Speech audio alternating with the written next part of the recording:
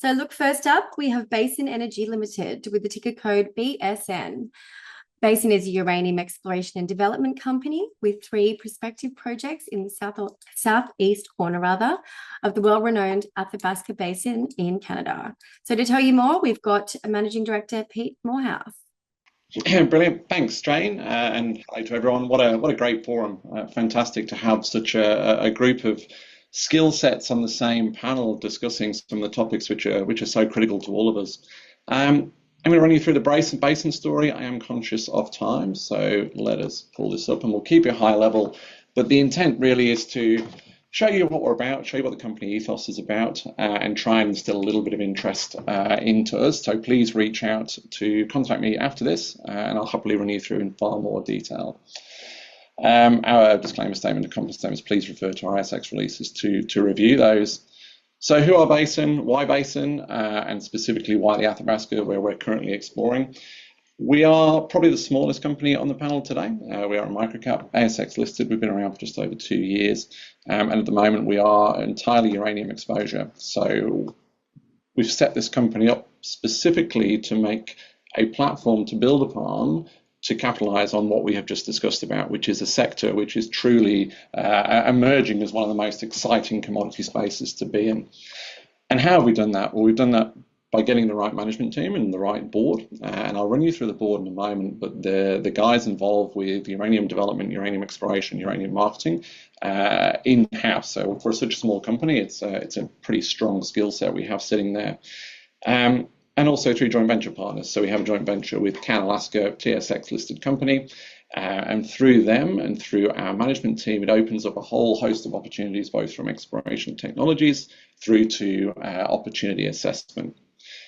As some people on this call will know, I'm quite a technically driven uranium guy, and we have a very clear set of focuses for what we're looking for how we explore, and for what the outcomes we are targeting there with our approach. We got a little bit of cash in the bank, so we've got enough money for our next round of exploration, and our projects at the moment are purely in the Athabasca Basin. So I won't go into detail here, but this is northern Canada. It's been the home to uranium mining for some 65 years, the top 3 producer of uranium for 45 of those. And with them, you get a jurisdiction, which is critical, as we've just discussed. Having that jurisdiction which understands uranium, understands the process in place for exploration, but then also for capitalizing on that through the opportunity of a development or a partnership is critical to any project.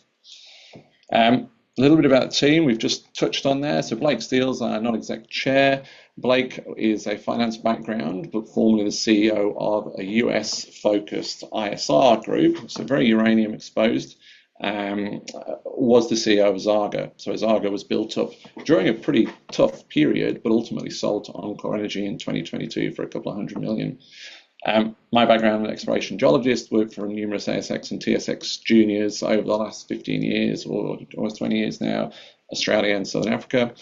And then our project lead, Odile Meffray. So Odile was formerly the project lead for Orano, so the big French utility group, out of Saskatchewan, so looking for these style of deposits. NEDs, we've got Corey Billick sitting there. So Corey, ex-Cameco, current CEO of Athabasca, and Jeremy Clark. So a very strong uranium-focused, uranium-specific set of people for such a small company. This is a cross-section, just to give you a bit of an idea for what our game plan here and what our exploration strategy at the moment is. We're looking for the big Canadian-style deposits, so the likes of McArthur River, Cigar Lake, which we call unconformity hosted, and we provide exposure with our Marshall and North Millennium projects for those. And then looking for an arrow, looking for what NextGen's found, and this is at our Geeky project on the eastern side of the basin here.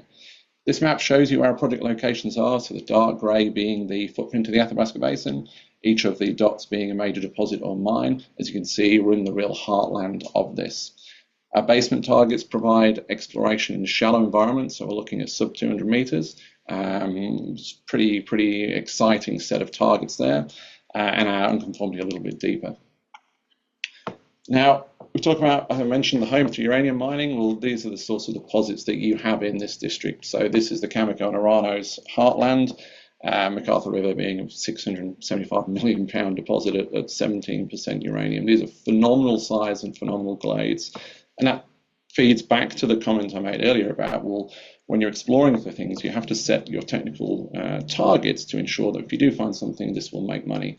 And it works, it is cycle proof, which is why this part of the world has been mining uranium continuously for so long.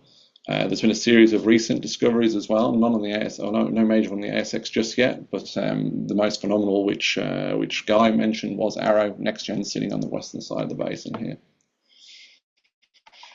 We've been extremely busy. I smiled at a few of Guy's points about what the guys have been doing over the last few months, because it has been, and we have seen a serious pullback in funding for the junior side, but we have been exceptionally busy over the last couple of years. At our Geeky project, we've completed multiple phases of drilling. We've done a couple of, multiple phases of geophysics, a couple of phases of drilling, and we've tagged what we believe is the edge of a mineralizing system. Our first pass drilling, we got half of our drill holes hit a little bit of uranium in there. We're talking about, up to 0.5 meter, 1/4%. And this is proof that we're drilling in an environment which has uranium, so the system is active. That was a great start. We did a little bit of geophysics and did a second phase drilling. And what we picked out there was some of the most phenomenal alteration patterns I've seen in my career as exploration. So I love pointing to this slide. It's a go-to for us. What we have on the left is alteration of rock type. So this is drill core from some of the world's best uranium deposits, the likes of Arrow, the likes of Siobhan's discovery at the GMZ, and the likes of UEC's Rough Rider and Griffin at Denison. And then I've compared to what we're seeing at Geeky. Now, you don't have to have seen a lot of geology to be able to say, well, Christ, there's some remarkably good comparisons here. And you add to that, as I mentioned, those multiple hits of low-grade mineralization, and you start to get an appreciation for how big this system is and how real this system is. Now, what do we do, though? It comes down to exploration. We have a series of targets which we believe are mapping this system, and it's a case of walking through and continuing to drill. So this is our Geeky project. We're sitting on the eastern side of the Athabasca, nice shallow drilling, multiple targets, well-defined in the heartland of one of the world's most prolific uranium districts. And then briefly touch on our North Millennium Marshall projects. This is looking for the unconformity style. So this is a traditional McArthur River Cigar Lake type projects. And what we have here from our most recent round of geophysics is an absolute classic unconformity style EM response. Now, as I mentioned earlier, this is deeper, so we're looking at targeting 800 meters, 750, 800 meter target depth, potentially a little bit deeper once we get past that unconformity. But if you follow the model of the most recent successors, which has been Canalaska's McArthur West, this is an EM type feature which just needs a drill hole in it.